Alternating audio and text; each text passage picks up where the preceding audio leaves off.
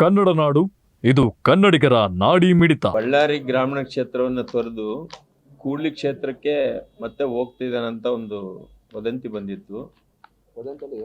ಹೇಳ್ಯಾರ ಕೂಡ ಅವರು ಮುಖ್ಯವಾಹಿನಿಯಲ್ಲಿ ಹೇಳಿದ್ದಾರೆ, ಗೋಡಾಯೇ ಮೈದಾನೇ ಅಂತ. ಹೌದಾ? ಹಾಗಾಗಿ ಎರಡನೇ ಸಾರಿ ಈ ರೀತಿ ನಮಗೆ ಕ್ಷೇತ್ರಕ್ಕೆ ಅನ್ಯಾಯ ಮಾಡಬೇಡಿ.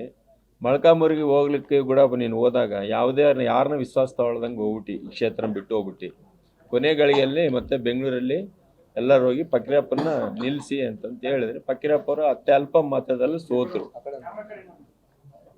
ಅಂತ ಸಮಯದಲ್ಲಿ ಆಗಾದಂಥ ಅನ್ಯಾಯವನ್ನ ಮತ್ತೆ ಈಗ ಮಾಡಬೇಡಿ. ಕೊನೆ ಗಳಿಗೆಯಲ್ಲಿ ಈಗೇನೋ ಹೋಗೋ ಉದ್ದೇಶ ಇದ್ದರೆ ಈಗಲೇ ಹೇಳಿ, ನಿರ್ಧಾರ ತಗೊಳ್ಳಿ.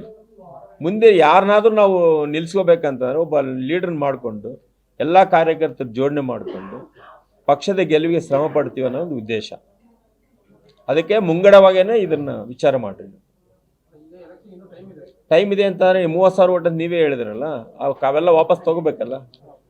ಗೆಲ್ಸಬೇಕಂತಂದ್ರೆ ಕಷ್ಟ ಪಡಬೇಕು, ಎಲ್ಲರೂ ಹೊಂದ್ಕೊಂಡೇ ಆಗಬೇಕು. ಮತ್ತೆ ಮುಂದಿನ ಕೆಲವೇ ತಿಂಗಳಲ್ಲಿ ತಾಲೂಕು ಮತ್ತು ಜಿಲ್ಲಾ ಪಂಚಾಯತ್ ಚುನಾವಣೆ ಬರ್ತಾ ಇದ್ದಾವೆ.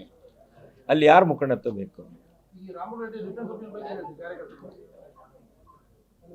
ಅದು ನಮಗೆ ಅವರಿಬ್ಬರು ಒಂದೇ ಅಂತ ತಿಳ್ಕೊಂಡಿಲ್ಲ, ನಾವು ಡಿಫ್ರೆನ್ಸಸ್ ಅಂತ ತಿಳ್ಕೊಂಡಿಲ್ಲ. ರಾಮುಲು ಬೇರೆ ಅಲ್ಲ, ಜನಾರ್ದನ್ ಸರ್ ಬೇರೆ ಅಲ್ಲ, ಇಬ್ಬರು ಒಂದೇ ನಮಗೆ ಕಾರ್ಯಕರ್ತರಿಗೆ. ಅವ್ರು ನಮ್ಮ ನಾಯಕರು, ಅವರಿಬ್ಬರು ನಮ್ಮ ನಾಯಕರು. ಅವರಿಬ್ಬರು ವೈಯಕ್ತಿಕ, ಅದು ವೈಯಕ್ತಿಕ, ಅವರಿಬ್ಬರು ವೈಯಕ್ತಿಕ. ಅದು ನಮ್ಮ ಕಾರ್ಯಕರ್ತರು, ನಮ್ಮ ಇಬ್ಬರು ನಾಯಕರೇ. ಅವರು ಗ್ರಾಮಾಂತರದಿಂದ ಬಂದ ಕಾರ್ಯಕರ್ತರ ಮನವಿ ಅಂತ ನಾನು ತಿಳಿಸ್ತಾ ಇದ್ದೀನಿ. ನಿಮ್ಮ ಮಾಧ್ಯಮ ಮುಖಾಂತರ ನಾವು ಕೇಳಿಸ್ಕೊಂಡ್ವಿ, ನೀವು ಡೈರೆಕ್ಟ್ ಅಲ್ಲಿಗೆ ಹೋಗಿ ಕೇಳ್ಬೋದಾಗಿತ್ತಲ್ಲ, ತಪ್ಪೇನಿಲ್ಲ. ಆದ್ರೆ ನಮ್ಗೆ ಯಾರು ಅವರನ್ನು ಮಾಡಿಲ್ಲ. ಅವರು ತಮಗೆ ಬೇಕಾದ್ರೆ ಮಾತ್ರ ಕರೆದಿದ್ದಾರೆ, ನಿಜ. ನಮ್ಗೆ ಅಲ್ಲಿ ಹೋಗಕ್ಕೆ ಅವಕಾಶ ಸಿಕ್ಕಿಲ್ಲ. ನಮ್ಗೆ ಯಾರು ಮಾಹಿತಿ ಕೊಟ್ಟಿಲ್ಲ. ಅವರು ಕೊಟ್ಟಿದ್ರೆ ನಾವು ಅಲ್ಲಿನೂ ಹೇಳ್ತಾ ಇದ್ದೀವಿ, ನೀವು ಹೋಗ್ಬಾರ್ದು, ಗ್ರಾಮಾಂತರದಿಂದ ಸ್ಪರ್ಧೆ ಮಾಡಬೇಕು. ನಿಮ್ಗೆಲ್ಲ ಗ್ರಾಮಾಂತರದಿಂದ ಎಲ್ಲ ಅವಕಾಶ ಸಿಕ್ಕವ.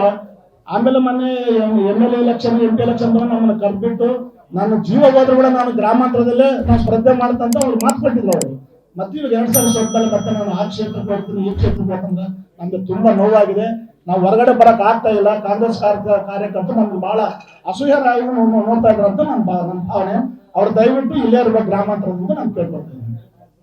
ನೀವಿನ್ನು ಕನ್ನಡ ನಾಡು ವಾಹಿನಿಯನ್ನ ಸಬ್ಸ್ಕ್ರೈಬ್ ಮಾಡಿಕೊಂಡಿಲ್ವಾ? ಈಗಲೇ ಸಬ್ಸ್ಕ್ರೈಬ್ ಮಾಡಿ, ಬೆಲ್ ಐಕಾನ್ ಅನ್ನ ಒತ್ತಿ ನೋಟಿಫಿಕೇಶನ್ಗಳನ್ನ ಪಡೆಯಿರಿ.